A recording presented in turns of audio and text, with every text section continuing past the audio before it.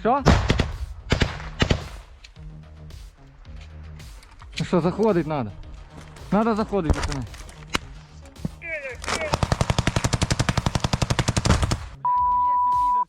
Inner conflict जहां हर पल मायने रखता है, साफ तौर पर समझना बहुत जरूरी होता है। अगर आप फ्रंट लाइन का एक सच्चा बिना छन्ना हुआ नजरिया देखना चाहते हैं, जो यूक्रेन रशिया टकराव से सीधा मेरे गोप्रो के जरिए रिकॉर्ड किया गया है, तो सब्सक्राइब जरूर करें। आपका सपोर्ट सच्चाई को उजागर करने, प्रभावित लोगों को सम्मान देने और इस इंडिपेंडेंट कवरेज को जिंदा रखने में मदद करता है। Нема. Дайте гранату, гранату.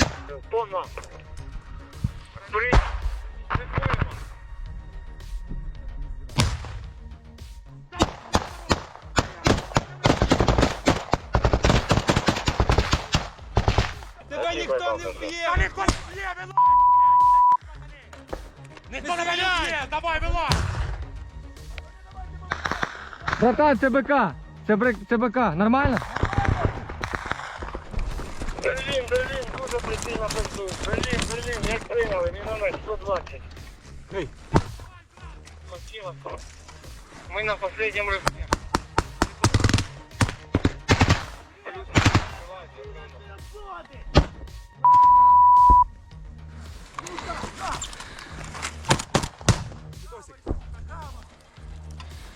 На 12 крийте, пацани, 12 крийте. Так виходите, блядь! Де прийняли? Виход... А ти, граната! Ну, сука, підарас ебаний! Мінус! Уєбан, ти бачив, сука? Все.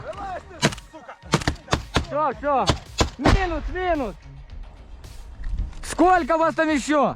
Один раненый я, еще это... Вылазьте, будете жить! Да вылазьте, блядь, вас не тронем, блядь, уже. Мужики, пожалуйста. Все, выходь, блядь, быстрее, сука.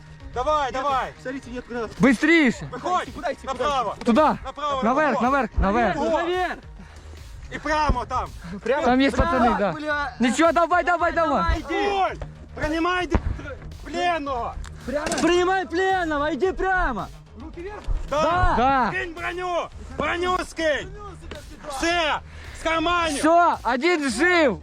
На лінії. Я не знаю, розісну.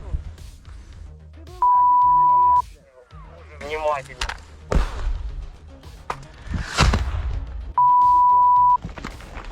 Короче, ситуація така. Там має бути 2 300-х, вони не відповідають, там щось горить, зайти невозможно. Вони контролюють з двох сторон. 12 його капувати. Ну, вроді да, бля. Ну вони не відповідають уже. Треба лопати і термобари.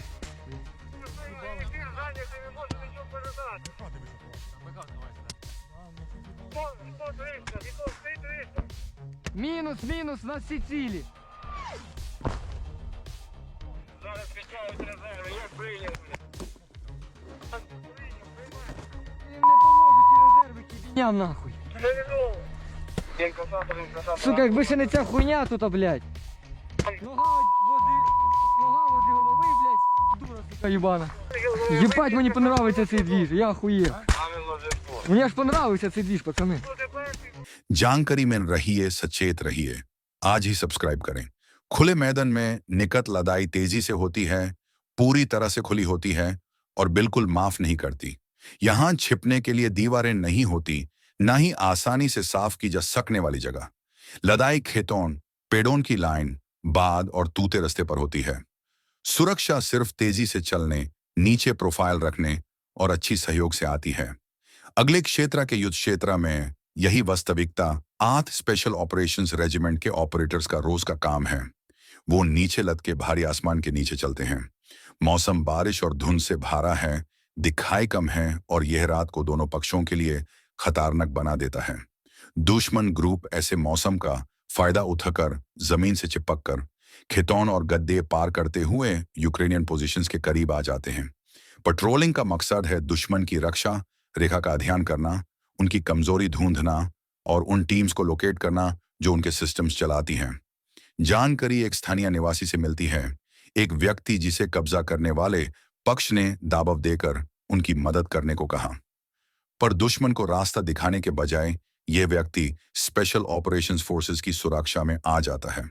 सुरक्षित जगह पर फ्रंट से डोर। ऑपरेटर्स ध्यान से सुनते हैं।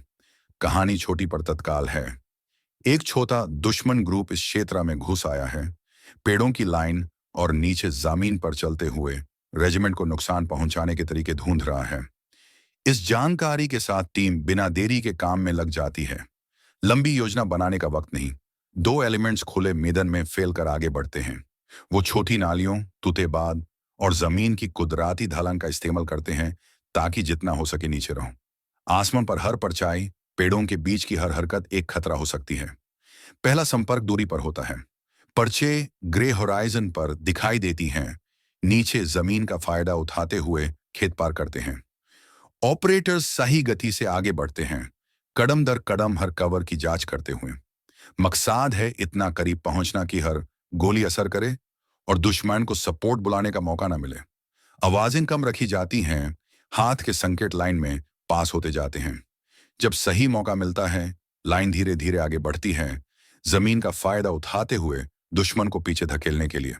दूसरी टीम्स बीच में रहती हैं, इन्फिल्ट्रेटर्स और गहिरे में मौजूद यूक्रेनियन पोजीशंस के बीच में।